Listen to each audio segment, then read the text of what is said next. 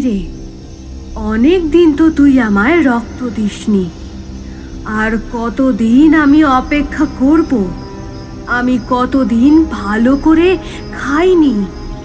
আমায় তুই মানুষের রক্ত ভোগ দে। আমি যে আর অপেক্ষা করতে পারছি না শুভলক্ষ্মী, তুই আমায় রক্ত দে। মা, তুমি শান্ত হও, শান্ত হও মা। আমি আবার তোমার ভোগ দেব, আমি আবার তোমার ভোগ দেব, আজই তোমার ভোগ দেব মা। তুমি শান্ত হও। এরপরই শুভলক্ষ্মী নিজের বাঁ হাতের কনিষ্ঠ আঙ্গুলটি কেটে মায়ের পাত্রে রক্তের ভোগ দিল। তারপর সে বাঁ হাতের বাহুটা আবার কেটে সেই রক্ত দিয়ে দেবী মূর্তি স্নান করালো। নাও মা, তুমি ভোগ নাও, আমার রক্তে তুমি স্নান করো। যতদিন না আমি তোমাকে আবার মানুষের রক্ত দিতে পারছি, ততদিন তুমি আমার রক্তে তুষ্ট হও মা, তুষ্ট হও।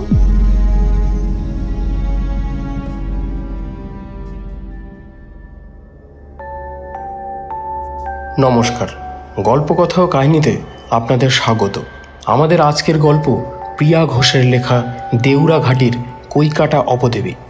গ্রামের এক মধ্যবিত্ত পরিবারের গৃহস্থ বউ শুভলক্ষ্মীকে তার স্বামী অর্থাৎ সুরেন অপয়া বলেই মনে করত। তার ব্যবসায়িক ক্ষতির জন্য তাকেই দায়ী করত সুরেন। এমন সময় শুভলক্ষ্মীর হাতে এলো এক দেবী মূর্তি। চরম অসহায়তা ও মানসিক দুর্বলতায় সেই দেবী হয়ে উঠলেন তার একান্ত আপন।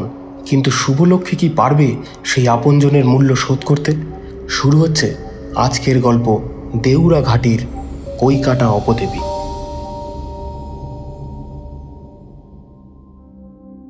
সুরেন অর্থাৎ শুভলক্ষ্মীর স্বামী এমনিতেই ধর্মবিশ্বাসী মানুষ ছিলেন। তিনি ধর্ম, কর্ম, ঠাকুর পূজা এসব বিষয়ে বিশ্বাস রাখতেন, এমনকি তন্ত্রবিদ্যাতেও। বেশ কয়েক বছর ধরে সংসার ধর্ম পালন করার পর তাদের ঘরে এখন 3 সন্তান, 2 ছেলে ও একটি কন্যা সন্তান। কন্যা সন্তানটির বয়স সবেমাত্র বছর 1.5 হবে। বড় ছেলের বয়স 12 বছর, ছোট ছেলের বয়স 8 বছর।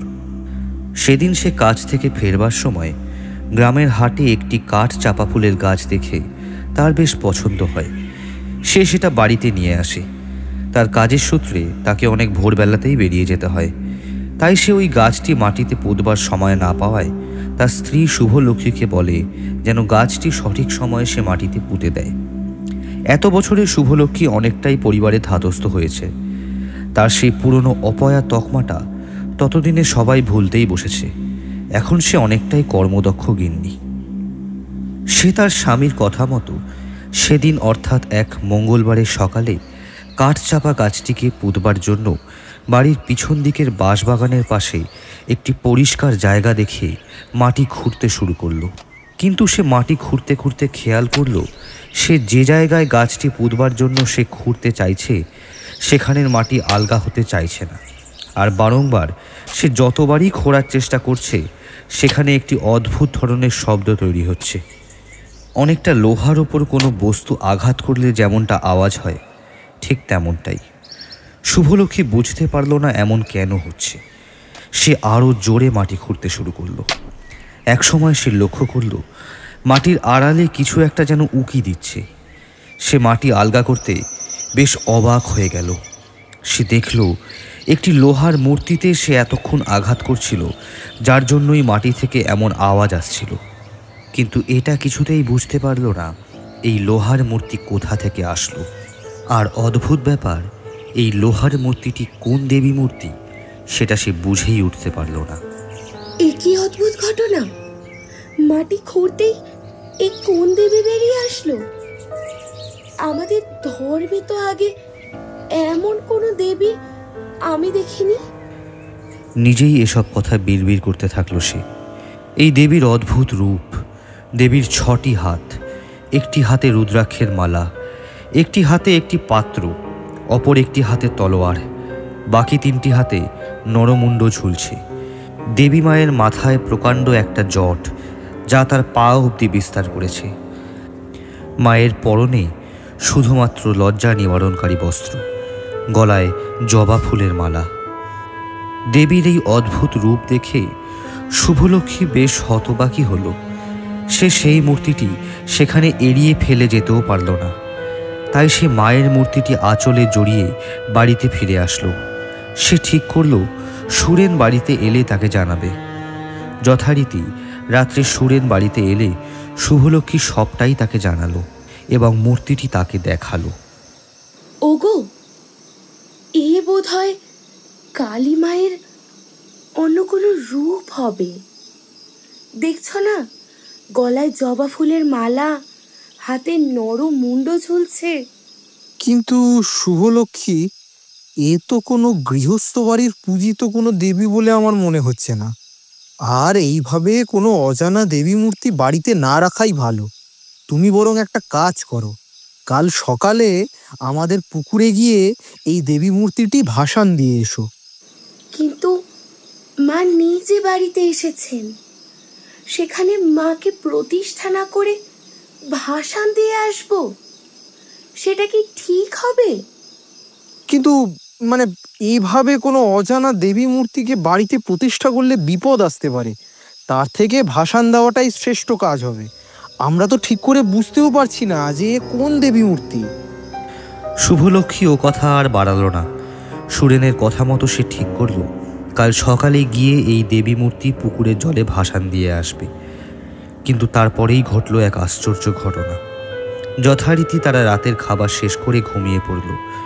কিন্তু শুভলক্ষ্মী রাতে এক অদ্ভুত স্বপ্ন দেখল। সে দেখল, কি রে, আমায় রেখে এমনভাবে ঘুমিয়ে পড়লি? তোরা আমায় কাল বিসর্জন দিবি? আমি যে চলে যেতে চাই না। আমি তো তোর হাতেই পুজো পেতে এসেছি, কিন্তু তুই আমাকে বিসর্জন দিবি? আমার বিসর্জন দিস না, আমায় প্রতিষ্ঠা কর। আমি তোর হাতে পুজো পেতে চাই। হুবহু সেই দেবী মূর্তি ফুটে উঠল শুভলক্ষ্মীর স্বপ্নে। দেবীর সেই রূপ বড় ভয়ঙ্কর। শুভলক্ষ্মী তা বেশিক্ষণ সহ্য করতে পারল না। হুট করেই তার ঘুমটা ভেঙে গেল। ঘুম ভাঙতে তার সারা শরীর ঘামে ভেজা। অস্থির হয়ে উঠল। কি দেখল সে? স্বপ্নে স্বয়ং দেবী এসেছেন।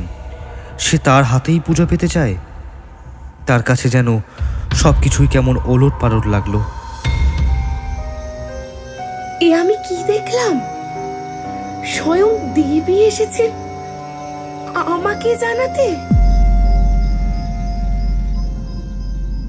পরদিন সকালবেলায় সুরেনের কাজে যাওয়ার আগেই সুরেনকে সে সব জানালো। সুরেন ধর্মকর্ম বিশ্বাসী হওয়ায় সেও তার স্ত্রীর কথায় আর না করতে পারল না। সে রাজি হলো ওই দেবী মূর্তি বাড়িতে প্রতিষ্ঠা করার। সে জানালো রাতে বাড়ি ফিরবার সময় দেবীর জন্য একটি আসন সে নিয়ে আসবে, তাতেই যেন শুভলক্ষ্মী দেবীকে প্রতিষ্ঠা করেন।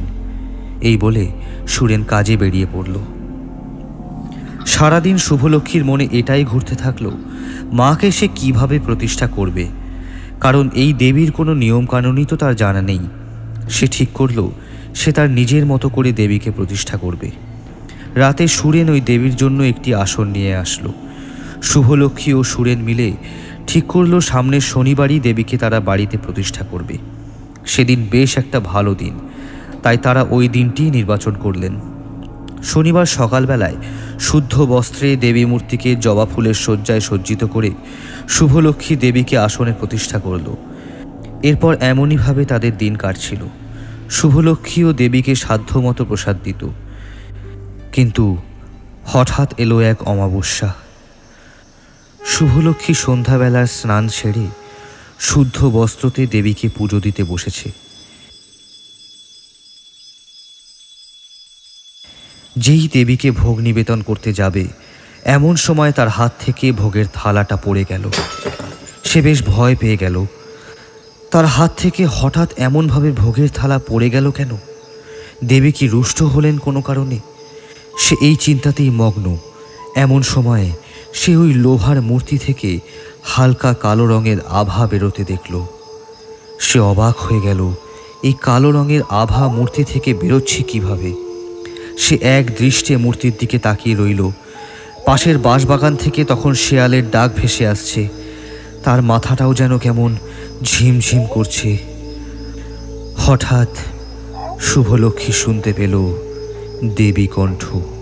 শুভলক্ষ্মী, শুভলক্ষ্মী, আমার এই ভোগ যে পছন্দ নয়।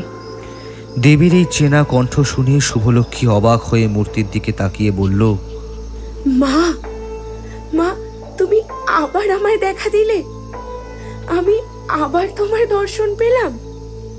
কি হয়েছে মা? তুমি রুষ্ট কেন হলে? আমি কি কোনো ভুল করেছি? তোমার পুজোয় কি কোনো ব্যাঘাত ঘটেছে? আমার যে এই ভোগ পছন্দ নয়।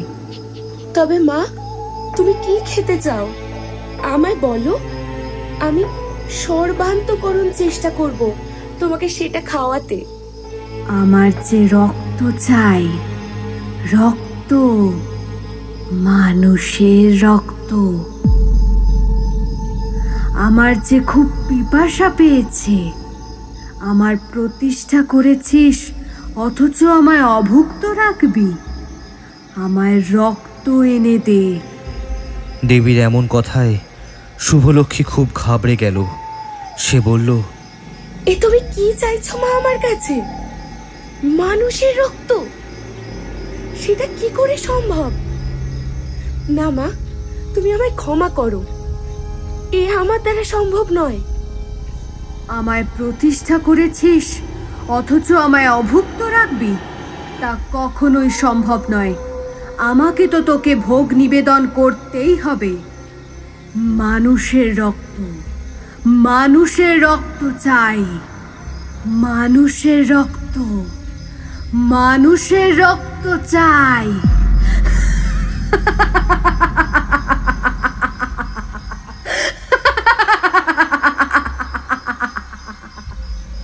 এই বলে অদ্ভুত বিকট হাসি হেসে দেবী মূর্তি উধাও হয়ে গেল। শুভলক্ষ্মী বেশ ভয় পেয়ে গেল। মা তাকে এ কি বলে গেল? শুভলক্ষ্মী তৎক্ষণাৎই সেই পুজোর ঘর ছেড়ে বাড়ির দাওয়া এসে বসল। অমাবস্যার ঘুটঘুটে অন্ধকার, তার মাঝেই এলো চুলে আলো থুলো অবস্থায় শুভলক্ষ্মী দাওয়ায় বসে রয়েছে।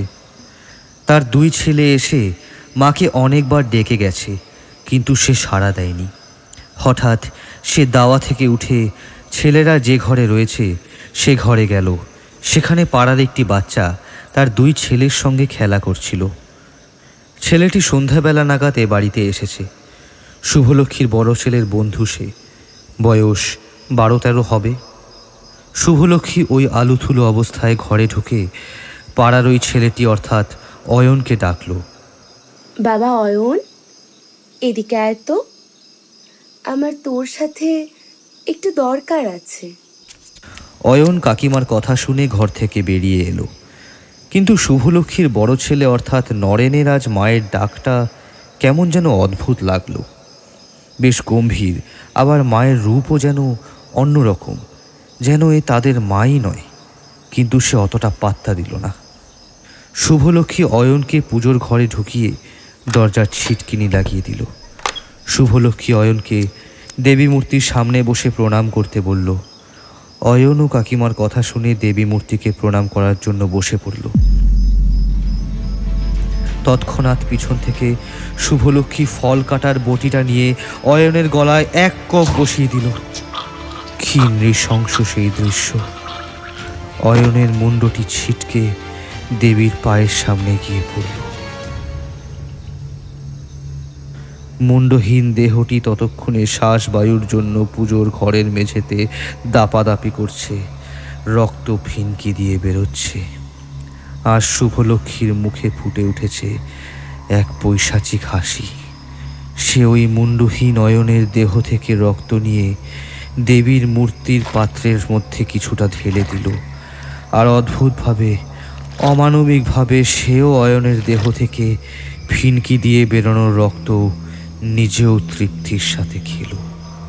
কি মা, এবার তুমি শান্তি পেয়েছো তো? আমি তোমায় মানুষের রক্ত নিবেদন করেছি, মানুষের রক্ত।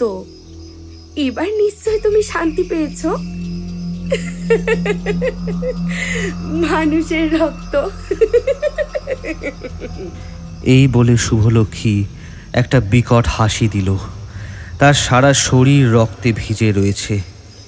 এবার তার সম্মোহন ফিরল যে অয়নের দেহটা এখান থেকে লোপাট করে দিতে হবে, নয়তো সবাই জেনে যাবে সে কি করেছে। তাই সে গুটি গুটি পায়ে রান্নাঘর থেকে একটা চালের বস্তা বের করে নিয়ে আসলো। বের করে নিয়ে এসে অয়নের দেহটা এবং তার মুন্ডটি ওই বস্তায় ভরে ঠাকুর ঘরের খাটের নিচে একটি লোহার ট্যাঙ্কিতে ভরে রাখলো। মা, তোমার কয়েকদিনের ভোগ আমি গুছিয়ে রাখলাম, একটু একটু করেই তোমাকে খেতে দেব। এই বলে সে ঘর থেকে বেরিয়ে স্নান করতে গেল। স্নান করে এসে বাইরে বেরোলেই তার বড় ছেলে নরেন তার মাকে জিজ্ঞেস করল, মা, অয়ন কোথায় গেল? ও কি বাড়ি চলে গেল? হ্যাঁ বাবা, অয়নকে আমি বাড়ি পাঠিয়ে দিয়েছি। অনেকটা রাত হয়ে যাচ্ছিল, তাই আর কি। নরেনও আর কথা বাড়ালো না, সেও ঘরে চলে গেল। রাত্রে সুরেন বাড়ি ফিরলে সুরেনকে খেতে দিয়ে সে আবারও ঠাকুর ঘরে চলে গেল। আজ সুরেনের শুভলক্ষ্মীর ব্যবহারটা যেন অন্যরকম লাগছে। সে শোয়ার জন্য ঘরেও ফিরল না, সে আবার ঠাকুর ঘরেই ঢুকল। সুরেন ভাবল আজ হয়তো কোনো বিশেষ পুজো তিথি আছে, তাই হয়তো সে আবার ঠাকুর ঘরে গেছে। এদিকে মাঝরাত্রে পাড়ায় হইচই পড়ে গেল, অয়নকে কোথাও খুঁজে পাওয়া যাচ্ছে না। অয়নের মা বাবা সুরেনের বাড়িতে এলো। সুরেন আর অয়ন সন্ধেবেলা তোমাদের বাড়িতেই এসেছিল না? তো তোমাদের বাড়ি থেকে কখন বেরিয়েছে বলতে পারবে? আর কোথায় গেছে? এত রাত হয়েছে, আসলে ছেলেটা এখনো বাড়িতে ফেরেনি, তাই আর কি। দাদা, আমি তো ঠিক জানি না। আমি এই কাজ থেকে একটু আগেই হলো ফিরেছি। আমার গিন্নি বলতে পারবে। দাঁড়ান, আমি ডেকে দিচ্ছি। শুভলক্ষ্মী, শুভলক্ষ্মী, এদিকে একবার এসো তো, একবার বাইরে এসো। অয়নের বাবা মা এসেছেন ওর খোঁজ করতে, তাড়াতাড়ি একবার বাইরে এসো তো। হ্যাঁ, যাই। শুভলক্ষ্মী ঠাকুর ঘর থেকে বেরিয়ে এলো। অয়নের বাবা তাকেও একই প্রশ্ন করল। সে উত্তর দিল, দাদা, অয়ন তো আমাদের বাড়ি থেকে সন্ধ্যাবেলায় বেরিয়ে গেছে। আমি ওকে বাড়ি পাঠিয়ে দিয়েছি। অনেকটা রাত হয়ে যাচ্ছিল, তাই আর কি। কেন, ও বাড়িতে যায়নি? না বৌমা, ও বাড়িতে ফেরেনি, তাই তো খোঁজ করতে বেরিয়েছে। ছেলেটা যে কোথায় গেল বুঝতেই পারছি না। এই বলে অয়নের বাবা কেঁদে ফেলল। এরপর সেদিন সেভাবেই কেটে গেল, কিন্তু অয়নের খোঁজ পাড়ার লোকেরা কোথাও পেল না। নরেনও বেশ মন মরা হয়ে গেল, তার একমাত্র বন্ধুকে খুঁজে পাওয়া যাচ্ছে না। তাই পাড়ার লোকেরা এই অয়নকে খুঁজে না পাওয়াতে শুভলক্ষ্মী মনে মনে একটু ঘাবড়ে গেল, কিন্তু সে তাতে দমে থাকলো না। সে প্রতিদিন ওই দেবী মূর্তিকে ভোগ দিতে থাকলো, অয়নের রক্ত এবং মাংস। এমন করতে করতে অয়নের দেহে কিছুদিন পরই পচন ধরল। ঠাকুর ঘর থেকে একটা পচা দুর্গন্ধ সারা বাড়িতে ছড়িয়ে পড়ল। সেটা শুভলক্ষ্মী খেয়াল করল। সুরেন সারাদিন বাড়িতে না থাকায় রাত্রে ক্লান্ত হয়ে বাড়িতে ফিরে সে এতটা বিষয়ে মাথা ঘামায় না, তাই সেই সুযোগ শুভলক্ষ্মী ব্যবহার করল। যখন সেই দেহে পুরোপুরি পচন ধরল, এবার এই দেহটাকে ট্যাঙ্ক থেকে লোপাট করতে হবে। এমনই একদিন যখন বাড়িতে সবাই ঘুমিয়ে পড়ে, শুভলক্ষ্মীর ট্যাঙ্কি থেকে দেহটা বের করে নিয়ে বাড়ির পেছন দিকে টানতে টানতে বস্তাটা ধরে নিয়ে চলল। সেই সময় শুভলক্ষ্মীর বড় ছেলের ঘুম ভেঙে যাওয়ায় সে বাইরে বেরিয়ে এলো। সে বাইরে বেরিয়ে দেখল মা কোনো একটি বস্তা টানতে টানতে বাড়ির পেছন দিকে নিয়ে যাচ্ছে। সে ভেবে উঠতে পারল না এত রাতে মা বাইরে কি করছে, আর বস্তাটা নিয়ে যাচ্ছেই বা কোথায়। তাই সে ঠিক করল সে তার মায়ের পিছু নেবে। সে ধীরে ধীরে তার মায়ের পিছনে চলতে চলতে বাড়ির পিছনে গিয়ে উপস্থিত হলো। একটা ঝোপের আড়াল থেকে মা কি করছে সেটা সে দেখতে থাকলো। সে যা দৃশ্য দেখল, ভয়ে তার হৃৎপিণ্ড থেমে যাওয়ার জোগাড়। সে দেখল একটা মাংসহীন কঙ্কাল দেহ, তাতে কিছুটা এখনো মাংস লেগে রয়েছে, পচা দুর্গন্ধ ছড়িয়েছে তার থেকে। এমনই একটি মুন্ডহীন দেহ বস্তা থেকে বার করলো তার মা। এটা এটা আমি কি দেখছি মা? একটা মৃত দেহ, এটা কি করে সম্ভব? এদিকে শুভলক্ষ্মী এদিক ওদিক তাকিয়ে মাটিতে গর্ত খোঁড়া শুরু করলো। গর্ত খোঁড়া শেষ হলে সে ওই নরকঙ্কাল মাংসহীন দেহটাকে মাটিতে গর্তে পুড়ে দিল। এবার বস্তা থেকে যখনই ওই দেহটির অর্থাৎ মুন্ডহীন দেহটির মুন্ড বের করল, সেই মুন্ড দেখে নরেনের বুঝতে আর বাকি থাকলো না যে এখানে কি ঘটেছে। সে ভীষণ ঘাবড়ে গেল। তার শিশু মনে একটাই ভয়ের উদ্রেক সৃষ্টি হলো। এ কি দেখলাম আমি? মাই অয়নকে মেরেছে। এই বলে সে প্রচণ্ড ভয় এবং ঘাবড়ে যাওয়ার কারণে সেখানে অজ্ঞান হয়ে পড়ে গেল। পেছনে একটা শব্দ পেয়ে শুভলক্ষ্মী ভয়তে পেছন দিকে তাকিয়ে দেখে তার বড় ছেলে নরেন অজ্ঞান হয়ে পড়ে গেছে। সে বুঝতে পারলো এতক্ষণ নরেন সবটাই দেখেছে। তাই মাটিতে অয়নকে পোতার কাজ শেষ হলেই নরেনকে আস্তে আস্তে কোলে করে ঘরে নিয়ে ফিরল।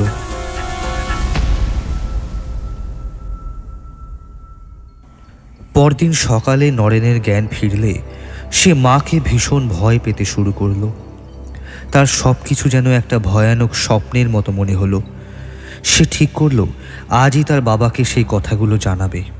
তাই রাত্রে বাবা বাড়িতে ফিরলে সবটাই সুরেনকে সে জানায়। কিন্তু সুরেন তাকে নিছক ছেলে মানুষই, অর্থাৎ তার ভাবনাটা ভুল বলে তাকে সান্ত্বনা দিল। কিন্তু নরেন কিছুতেই মায়ের সেই রূপটা ভুলতে পারল না, আর ভুলতে পারল না রাত্রের সেই ঘটনাটা। কিন্তু তারপর সেও আর এই বিষয়টা নিয়ে ভাবে না। এভাবেই আবার দিন কাটতে থাকে। এমন আরেক অমাবস্যার সন্ধ্যা, শুভলক্ষ্মী পুজোতে বসেছে। হঠাৎ আবার সেই দেবী কণ্ঠ। কি রে, অনেক দিন তো তুই আমায় রক্ত দিসনি। আর কতদিন আমি অপেক্ষা করব? আমি কতদিন ভালো করে খাইনি। আমায় তুই মানুষের রক্ত ভোগ দে। আমি যে আর অপেক্ষা করতে পারছি না শুভলক্ষ্মী, তুই আমায় রক্ত দে।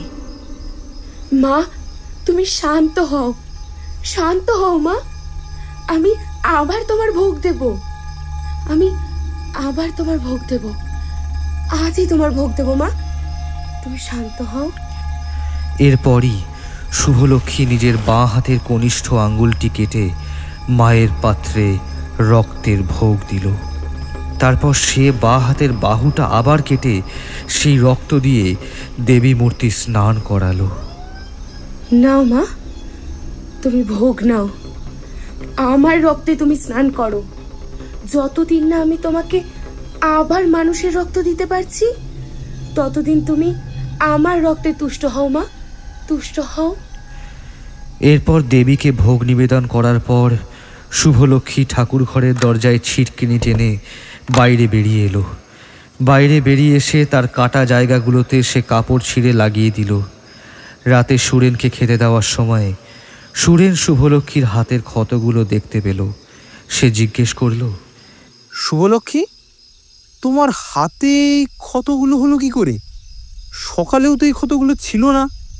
আসলে এই ক্ষতগুলো রান্না করার সময় হয়েছে। সবজি কাটতে গিয়ে হাতটা কেটে গেছে।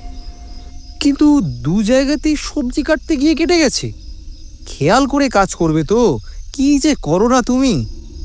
এরপর তারা খাওয়া দাওয়া সেরে চলে গেল শুতে। কিন্তু শুভলক্ষ্মীর বিছানায় ঘুম আসতে চায় না। সে বুঝে উঠতে পারল না মাকে কিভাবে আবার রক্ত সে ভোগ নিবেদন করতে পারবে। কিন্তু যতদিন না অন্যের রক্ত সে দান করতে পারছে, ততদিন সে ঠিক করলো সে তার নিজের রক্তই মাকে ভোগ হিসেবে নিবেদন করবে। সেটাই সে সঠিক পদ্ধতি মনে করল। এর পরের দিন শুভলক্ষ্মী আবার পুজো দিতে ঘরে ঢুকল। কিন্তু ঘরের ছিটকিনিটা টানতে সে ভুলে গেল। এই কয়েকদিন নরেনের তার মায়ের স্বভাব একটুও ভালো লাগে না। তাই সে ঠিক করল আজ মায়ের পুজো দেওয়া সে দেখবে। তাই সে ঠাকুর ঘরের দরজায় চলে গেল। ঘরের ছিটকানিটা খোলা থাকায় সে সহজেই ঘরে উকি দিতে পারল। ঘরে উকি দিতে সে বিস্ময়ের চরমে উঠে গেল। শুভলক্ষ্মী আবার তার নিজের বুক থেকে রক্ত চিরে মূর্তিটিকে স্নান করাচ্ছে এবং মূর্তির সেই পাত্রে রক্তদান করছে। আরও সব থেকে বিস্ময়ের ব্যাপার এটাই যে সে তার নিজের রক্ত নিজেই পান করছে। এ যেন তার মা না, তার মায়ের শরীরে অন্য কেউ বাসা বেঁধেছে, যে চরম তৃপ্তির সাথে রক্ত পান করছে সাধারণ মানুষ হয়ে। কিভাবে এমন রক্ত পান করতে পারে এটাই নরেনের ছোট্ট মাথায় ঢুকছে না। সে ভয়ে সেখান থেকে এক দৌড়ে বেরিয়ে গেল। সে ভয়ে বাড়ি ফিরতে চাইল না। রাত্রে সুরেন বাড়িতে ফিরলে শুভলক্ষ্মী তাকে জানায় নরেন বাড়িতে ফেরেনি, এখনও বন্ধুর বাড়িতে। তাই সুরেন গিয়ে নরেনকে তার বন্ধুর বাড়িতে আনতে গেল। নরেন বাড়ি ফিরতে চায় না।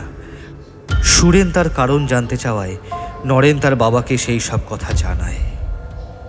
এরপর সুরেনের সন্দেহ হয় নরেন বারবার একই কথা কেনই বা বলবে। তাই সে ঠিক করল শুভলক্ষ্মীকে এবার থেকে নজরে নজরে রাখতে হবে। সে নরেনকে কোনো রকম বুঝিয়ে বাড়িতে নিয়ে আসলো। এরপর থেকে সুরেন শুভলক্ষ্মীকে নজরে নজরে রাখল। শুভলক্ষ্মীর দেহে একাধিক জায়গায় ক্ষতের কারণ জিজ্ঞেস করলে শুভলক্ষ্মী জানায় বিভিন্ন সময় বিভিন্ন কাজের ফলে তার এই ক্ষতের সৃষ্টি। সুরেন ও শুভলক্ষ্মীর পুজো দেওয়ার সময় নজর রেখেছে, কিন্তু সে অস্বাভাবিক কিছুই দেখতে পায়নি। সে শুধু এটাই দেখেছে শুভলক্ষ্মী ওই দেবী মূর্তির সঙ্গে কথা বলে। ভাবি এটা হয়তো ভক্তির কারণেই দেবী মূর্তির সাথে মনে মনে সে কথা বলে, তাই সে অতটা গুরুত্ব দিল না। আবারও নরেনের সব কথাই সে ভুলে গেল। কিন্তু এরপর একটি বৃহৎ ঘটনায় সুরেনের বিশ্বাস ফিরল নরেনের কথায়। এক শনিবার সন্ধ্যাবেলায় ঘোর অমাবস্যার দিনে শুভলক্ষ্মী পুজো দিতে ঘরে ঢুকল। সুন্দর করে সেদিন সে দেবী মূর্তিকে জবা ফুল দিয়ে সাজালো। চারিদিকে ধূপধুনো জ্বলছে। মহা আড়ম্বরে পুজো দিতে বসেছে শুভলক্ষ্মী। আজ তার মুখে হাসির রেখা জলজল করছে। মা, তুমি আজ আবার ভোগ পাবে, নতুন ভোগ, নতুন রক্ত। তোমার আজ আবার নতুন করে আমি অভিষেক করব।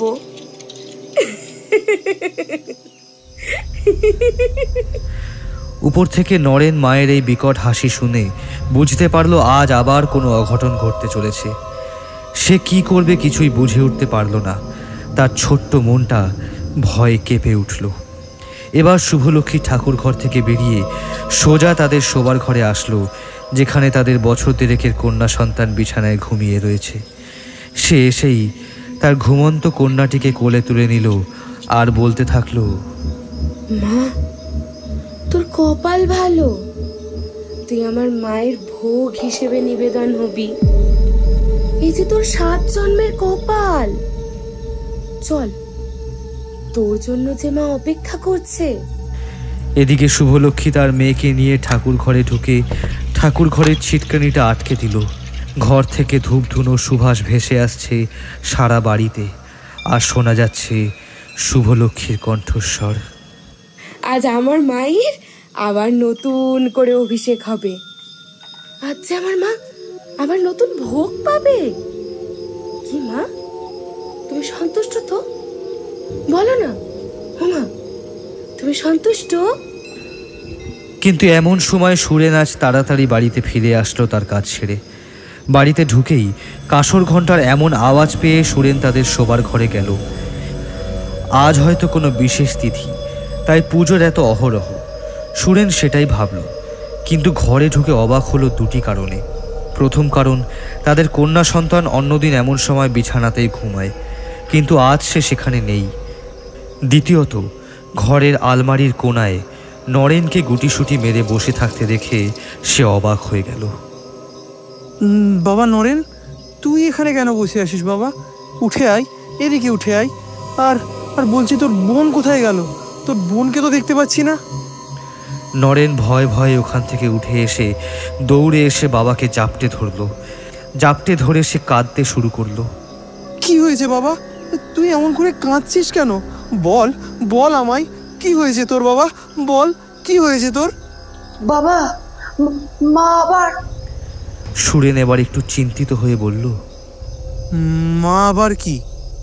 হ্যাঁ, মা আবার কি করলো? মা বোন কিনে ঠাকুর ঘরে গেল ওই দেবীর ভোগ হিসাবে আজ বোনকে বলি দেবে, তুমি শিগগিরই গিয়ে আটকাও। নরেনের মুখে এমন কথা শুনে সুরেনের মাথায় আকাশ ভেঙে পড়ল। সে তড়িঘড়ি করে ঠাকুর ঘরের দিকে ছুটল, কিন্তু ঠাকুর ঘরের সামনে গিয়ে দেখল ঠাকুর ঘরের দরজা ভেতর থেকে বন্ধ। ঘর থেকে তার কন্যা সন্তানের কান্না ভেসে আসছে। সে দরজা খুলতে না পেরে দরজাটি শেষে ভেঙে ফেলল, কিন্তু দরজা ভেঙে ঢুকতেই সে যা দেখল তার চোখকে সে বিশ্বাস করতে পারছে না। সে একদম হতভম্ব হয়ে গেল। কি করবে যেন কিছুতেই বুঝে উঠতে পারছে না।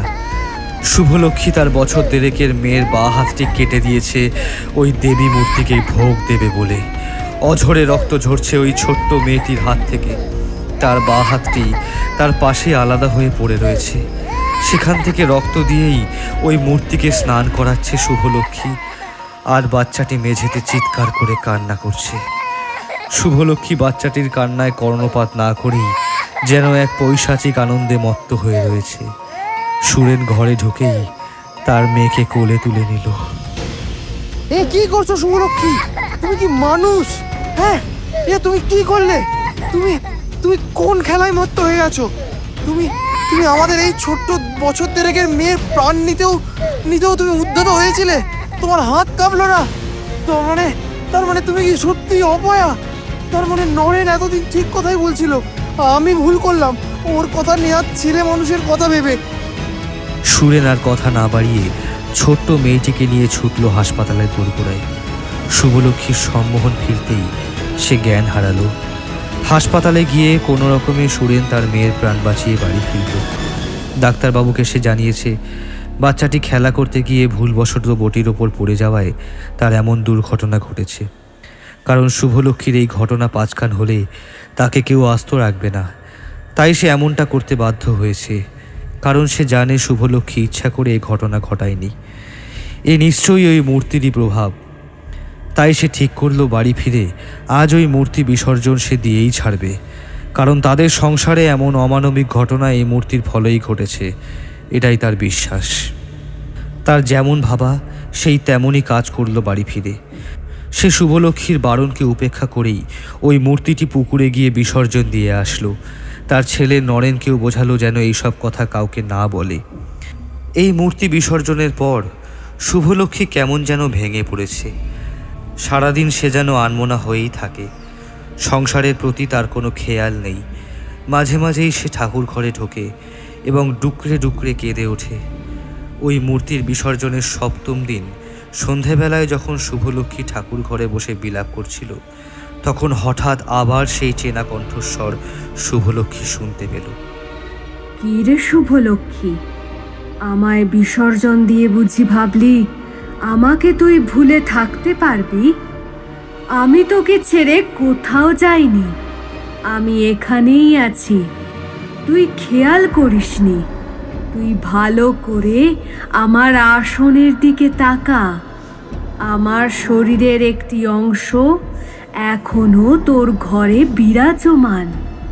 আমার পঞ্চম হাতে ঝুলতে থাকার নরমুণ্ডটি দেখ, এখনো তোর আসনে রয়েছে। তোর স্বামী আমাকে বিসর্জন দেওয়ার সময় খেয়াল করেনি। এটি আমার শরীর থেকে খুলে পড়েছিল যে। তুই আমাকে ওই রূপেই পুজো দে, আমি তোর পুজো ওই রূপেই নেব। মা, তুমি এসেছো? কতদিন তোমায় দেখে না। ওরা যে আমাকে তোমার থেকে দূরে করে দিয়েছিল। ওরা চাইলেও দূরে করতে পারবে না। আমি তোকে ছেড়ে যাব না। তুই আমার ওই রূপেই পুজো দে। আর তোর মনের শান্তির জন্য তুই আমার একটি মাটির মূর্তি বানা। আমি আবার তোর ঘরে মূর্তি রূপে ফেরত আসতে চাই। আমি কতদিন খাইনি, আমার খুব পিপাসা পেয়েছে। আমায় তুই রক্ত দে শুভলক্ষ্মী, রক্ত দে। এই বলে সেই কণ্ঠস্বর উধাও হয়ে গেল। শুভলক্ষ্মী মেঝেতে হামাগুড়ি দিতে দিতেই সেই দেবী মূর্তির আসনে গিয়ে দেখল সত্যি একটি নরমুণ্ডু এখনো সেই আসনে পড়ে রয়েছে। মা, তুমি আছো, তুমি সত্যি আছো। আবার তোমার পুজো দেব। আমি আবার আবার তোমার ক্ষুধা নিবৃত্ত করব। শুভলক্ষ্মী দিনে দিনে আবার সেই পুজো আরম্ভ করল এবং দেবী মূর্তির ইচ্ছা অনুসারে তার মনের শান্তির জন্য দেবীর একটি মাটির মূর্তি সে বানালো। কিন্তু এবার সে আর ঠাকুর ঘর থেকে নড়েই না। সুরেন লক্ষ্য করল কিছুতেই শুভলক্ষ্মীকে আটকানো যাচ্ছে না। দিনকে দিন সে অসুস্থ হয়ে পড়ছে। অবশেষে অন্য কোনো ভোগ না পেয়ে সে নিজের দেহে অনেক ক্ষত সৃষ্টি করেছে এই দেবীকে ভোগ দেবার জন্য। সুরেনের চোখে আর এমন ঘটনা সহ্য হলো না। সে ঠিক করলো এর একটি সমাধান তাকে বের করতেই হবে। সে বুঝতে পারছিল শুভলক্ষ্মীকে ডাক্তার দেখিয়ে কোনো লাভ হবে না। তাই সে ঠিক করলো কোনো তন্ত্র সাধককে বাড়িতে নিয়ে আসবে, তাদের বাড়ির অবস্থা জানার জন্য আর এই সমস্যার সমাধানের জন্য। সুরেনের কাজের জায়গায় তাকে বিমর্ষ অবস্থায় দেখে তার একটি বন্ধু বিদ্যাপতি মহাশয় সুরেনকে জিজ্ঞেস করল, আচ্ছা সুরেন, তোমাকে বেশ কয়েকদিন চিন্তিত মনে হচ্ছে, কোনো সমস্যা হয়েছে কি? সুরেন ভাবছে বিদ্যাপতি মহাশয়কে সবটা জানানো ঠিক হবে কিনা। তবে সে ঠিক করলো সে বিদ্যাপতি মহাশয়কে জানাবে এবং তার কাছ থেকে সাহায্য চাইবে। তাই সে বিদ্যাপতি মহাশয়কে সবটাই জানালো। এ তো বেশ বড় সমস্যা, তবে তোমায় আমি একটা কথা বলতে পারি। আমার একজন চেনা সাধক আছেন যিনি এসব বিষয়ে পণ্ডিতজ্ঞ। তিনি হয়তো তোমাকে এর কোনো সমাধান দিতে পারবেন। তুমি এক কাজ করো, আমার সাথে সেখানে চলো। সুরেন বিদ্যাপতি মহাশয়ের কথায় রাজি হয়ে গেল। তারপর তারা সেদিন বিকেলবেলায় বেরিয়ে পড়ল সেই তন্ত্রসাধকের বাড়িতে যাওয়ার জন্য। প্রায় সন্ধ্যার দিকে তারা সেই তন্ত্রসাধকের বাড়িতে পৌঁছালো। ঘরের বৈঠকখানায় পৌঁছাতেই সুরেন ও বিদ্যাপতি মহাশয় দেখল সাধক শিবনাথ তান্ত্রিক তার আরাম কেদারায় বসে হুকো টানছেন। ঘরে ঢুকেই বিদ্যাপতি মহাশয় শিবনাথ বাবুকে নমস্কার জানালেন। শিবনাথ বাবু, ইনি হলেন সুরেন ভট্টাচার্য। আর সুরেন, উনি হলেন সাধক শিবনাথ তান্ত্রিক। সুরেনও শিবনাথ বাবুকে প্রণাম জানালেন। নমস্কার নমস্কার, বসুন। তা বিদ্যাপতি, কি খবর? আজ আবার কোন সমস্যায় পড়ে আমার শরণাগত হলে শুনি? শিবনাথ বাবু, আমার সমস্যা নয়, আর সুরেনের সমস্যার সমাধান চাইতেই আপনার কাছে আসা। ও আচ্ছা, তা কিরকম সমস্যা সুরেনবাবু? সুরেন সবটাই খুলে বলল সাধক শিবনাথ বাবুকে। সুরেনের মুখে সবটা শুনে শিবনাথ বাবুকে যেন বেশ গম্ভীর দেখালো। তিনি মনে মনে যেন কিছু হিসাব নিকাশ করছেন। বুঝলাম। সুরেনবাবু, আপনি যে দেবী মূর্তির বর্ণনা এতক্ষণ দিলেন তা আমাদের ধর্মের কোনো শুভ লক্ষণের দেবী বলে আমার অন্তত মনে হচ্ছে না। দেখুন, আমি যে দেবীর কথা কল্পনা করছি তা সঠিক কিনা জানতে হলে সবার আগে আমাকে আপনার বাড়িতে একবার যেতে হবে। তবেই আমি এই সমস্যার সমাধান আপনাকে দিতে পারবো। আমি একবার আপনাদের বাড়িতে যেতে চাই। তার কারণ, আপনি যে সমস্যা নিয়ে আমার কাছে এসেছেন তা কিন্তু কোনো সাধারণ সমস্যা নয়। এটি একটি বৃহৎ ঘটনা। বৃহৎ ঘটনা মানে? আপনি সবটাই বুঝতে পারবেন, কিন্তু এখন নয়। আগে আমি আপনার বাড়িতে যাই, তারপর আপনার যদি কোনো সমস্যা না থাকে আমি কালই আপনার বাড়িতে যাব। আচ্ছা আচ্ছা। এরপর দিন শিবনাথবাবু সুরেনের বাড়িতে পৌঁছে গেল। বাড়িতে পৌঁছাতেই সুরেন তার দেখভালের ব্যবস্থা করল, কারণ শুভলক্ষ্মী যেন শিবনাথবাবুর আশাতে বেশ বিরক্তই হয়েছে। সে মোটেও তার আপ্যায়নে এগিয়ে আসলো না, তাই সুরেন এই ব্যবস্থা করল। শিবনাথবাবু, আমি তো আপনাকে সেই আগের লোহার মূর্তি দেখাতে পারবো না, কারণ আমি নিজে গিয়ে সেটিকে বিসর্জন দিয়ে এসেছি। তবে আমি লক্ষ্য করেছি শুভলক্ষ্মী সেই হুবহু একই দেবীর মাটির মূর্তি গড়ে তুলেছে। তাই আমি আপনাকে সেই মূর্তি দেখাতে পারবো। আপনি হয়তো সেটা দেখেই বুঝতে পারবেন। আপনি আসুন, আপনি আসুন। এই মুহূর্তে সেই মূর্তি আমাদের ঠাকুর ঘরেই রয়েছে। আর শুভলক্ষ্মীও এখন এই ঘরে নেই, সে স্নানে গিয়েছে। তাই নিশ্চুপে ঠাকুর ঘরে ঢুকতে আমাদের কোনো সমস্যাই হবে না, কারণ সে থাকলে সে কাউকেই ঠাকুর ঘরে ঢুকতে দেয় না। শিবনাথবাবু ওই দেবী মূর্তি দেখেই বুঝতে পেরেছিল এ কোনো সাধারণ দেবী মূর্তি নয়। তাই সুরেনকে ডেকে সেই ঘর থেকে বাইরে বেরিয়ে এলো। সুরেনবাবু, এই মূর্তিটা যেখান থেকে পাওয়া গিয়েছিল, আপনি কি সেখানে একবার আমায় নিয়ে যেতে পারেন? অবশ্যই অবশ্যই, আসুন, আপনি আমার সঙ্গে আসুন। তারপর শিবনাথবাবুকে নিয়ে সুরেন তাদের বাড়ির পেছনে সেই চাপা গাছটির কাছে নিয়ে গেল। সেখানেই সুরেন জানালো এই গাছটি পোঁতবার সময়ই এখান থেকে ওই মূর্তিটি পাওয়া গেছে। শিবনাথবাবু ভালো করে লক্ষ্য করলো সেই জায়গাটি। এরপর তারা বাড়ির দাওয়ায় এসে বসল। দেখুন সুরেনবাবু, আমি যেটা কল্পনা করেছিলাম সেটাই সঠিক হলো। এ কোনো সাধারণ দেবী মূর্তি নয়। আপনাদের একটা জিনিসই ভুল হয়েছে।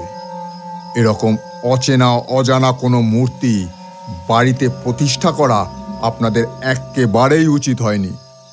আপনি জানেন এ কোন দেবীর মূর্তি? কোন দেবী মূর্তি? এটি একটি অপদেবীর মূর্তি সুরেনবাবু। এ হলো কৈকাটা অপদেবী। এ কোনো সাধারণ অপদেবী নয়, এ হলো রক্ত পিপাসু অপদেবী। এই দেবী শুধু চায় মানুষের রক্ত আর মাংস। এই দেবীর পিপাসা কখনোই থামে না। তার মানে তার জন্যই কি শুভলক্ষ্মী? হ্যাঁ সুরেনবাবু, আপনি ঠিকই ধরেছেন। এই কারণেই আপনার স্ত্রী বলি দেওয়ার জন্য এতটা আগ্রহী ছিল, এবং সে দিয়েওছে। আসলে এই দেবী একবার যাকে মুষ্টিবদ্ধ করে নিতে পারে তাকে সে সহজে ছেড়ে যায় না। আপনার স্ত্রী এ কাজগুলো করেনি, করেছেন এই দেবী। এই দেবী কাজগুলো তাকে দিয়ে করিয়ে নিয়েছে। এই দেবীর মূর্তি পূজা কখন হয় জানেন সুরেনবাবু? যখন কোনো সাধক রক্ত মাংসের মানুষের শরীরের উপর রাজত্ব করার জন্য বিশেষ শক্তিতে ভূষিত হতে চায়, তখন এই দেবীর ক্ষুধা নিবৃত্ত করে তার কাছে বর চেয়ে নেয় সেই সাধক। আর সেই সাধক সারা জীবন এই দেবীর পূজারী হয়ে থাকে। আচ্ছা সুরেনবাবু, একটা কথা আমায় বলুন তো, আপনাদের এটা কি পৈতৃক ভিটে? মানে আপনাদের বংশে কেউ কি সাধক ছিল? আসলে এটা আমাদের পৈতৃক ভিটা নয়। আমার বিয়ের রাত্রে আমাদের পৈতৃক ব্যবসা, পাটকল সমস্ত কিছু পুড়ে যাওয়ার পর আমি মানসিকভাবে ভীষণ রকমভাবে ভেঙে পড়ি। তাই বাবা মা মারা যাওয়ার পর আমাদের পৈতৃক ভিটা দেবীপুর থেকে চলে আসি এখানে। আর এখানে এসে একটা সেরেস্তায় কাজ নিই। সেই সুবিধার্থেই দেউরাঘাটিতে আমাদের বসত গড়ে ওঠা। সেটা আমি বুঝতেই পেরেছিলাম। তার জন্যই আপনাকে জিজ্ঞাসা করলাম, কারণ এই মূর্তিটি যেখানে পাওয়া গিয়েছে সেখানে একটি বিশেষ চিহ্ন ছিল। আর এই বিশেষ চিহ্ন এই দেবী মূর্তির পূজার সাথে জড়িত। তাই আমি জিজ্ঞাসা করছিলাম, যদি আপনাদের পৈতৃক ভিটা হয়, হয়তো আপনি এই বিষয়টা জানবেন, বা আপনাদের পরিবারে যদি কোনো সাধক থেকে থাকে। আসলে একটি ত্রিভুজের মতো চিহ্ন এঁকে এই দেবী মূর্তির পূজায় বসেন সাধকরা। সেখানে দেবীর ভোগ হিসাবে সাধকরা নিজেদের দেহের রক্তই ওই মূর্তিকে দান করেন। কখনো কখনো তারাও ছলচাতুরি করে। তারা কোনো মৃতদেহের রক্ত ওই মূর্তিকেও দান করে ছলচাতুরি করে।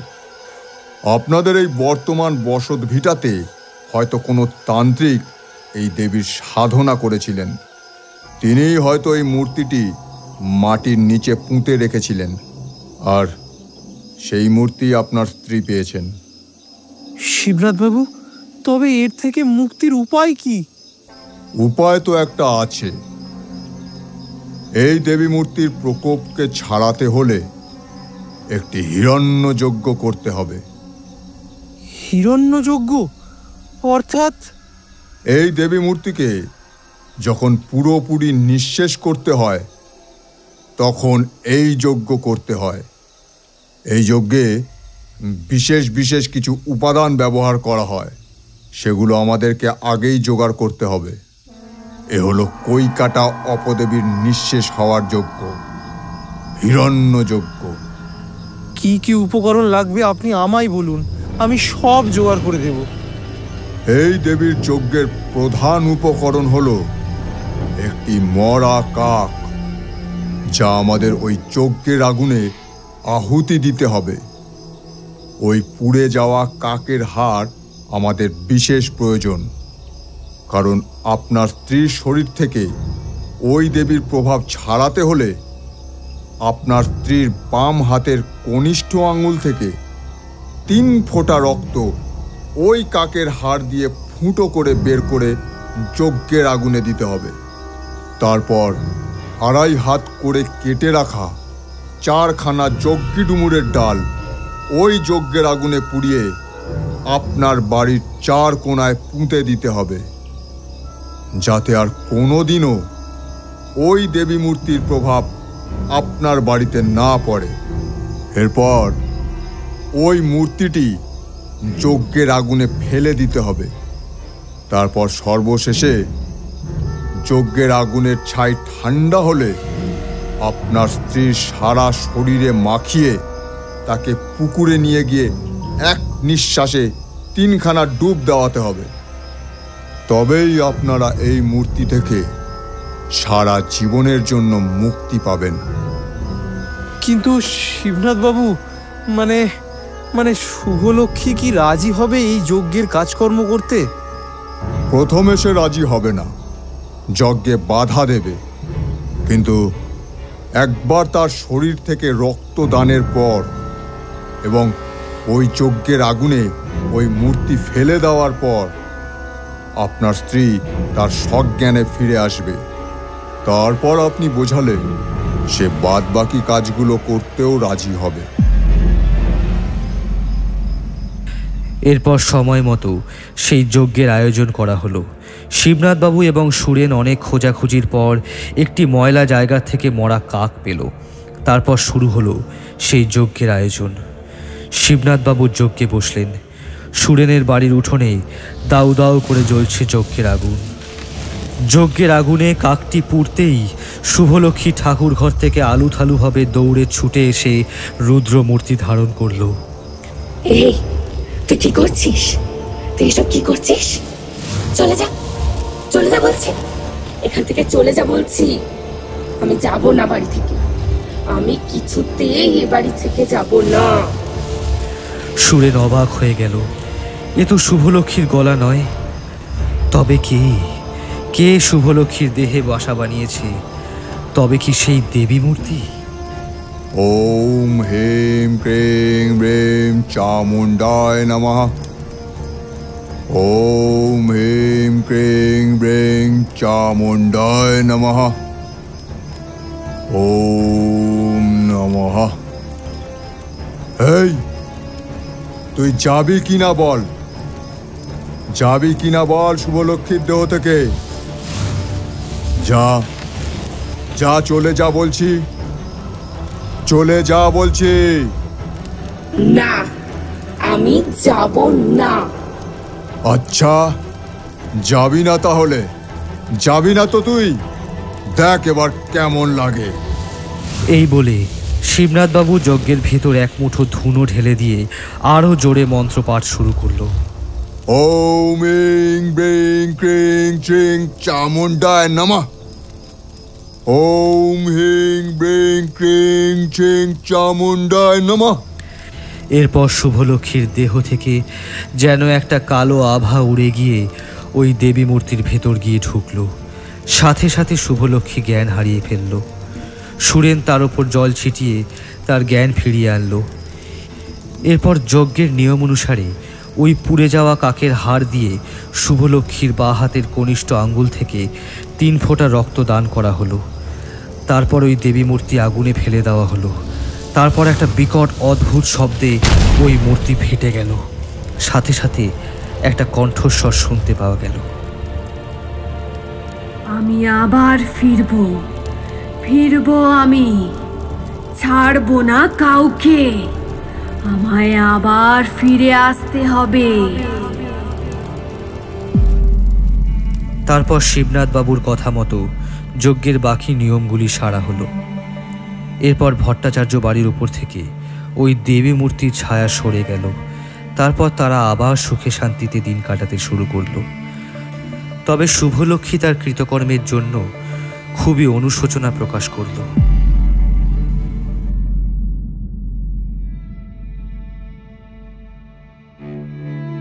শেষ হলো আজকের গল্প প্রিয়া ঘোষের লেখা দেউরাঘাটির কৈকাটা অপদেবী। গল্প পাঠে সোহম ঘোষ, শুভলক্ষ্মীর চরিত্রে কঙ্কা বণিক, সুরেনের চরিত্রে প্রিয়ম চৌধুরী, দেবীকণ্ঠে দুর্বা গোস্বামী, নরেনের চরিত্রে আয়ুষ কারার, শিবনাথবাবুর চরিত্রে নিরুপম বাবু, অয়নের বাবা ও বিদ্যাপতির চরিত্রে সমীরণ শীল, প্রচ্ছদ অলঙ্করণ দীপঙ্কর দেবনাথ, শব্দ সংযোজন ও আবহ সায়ক পাল, বেতার রূপান্তর সায়ন দে, পরিচালনায় সোহম ঘোষ ও সমীরণ শীল এবং সূত্র ধরে আমি সমীরণ। গল্পটি আপনাদের ভালো লাগলে অবশ্যই চ্যানেলটিকে সাবস্ক্রাইব করুন এবং ভিডিওটিকে লাইক করার মাধ্যমে আমাদের পাশে থাকুন। আবার ফিরে আসব আগামী সপ্তাহে নতুন কোনো গল্প নিয়ে।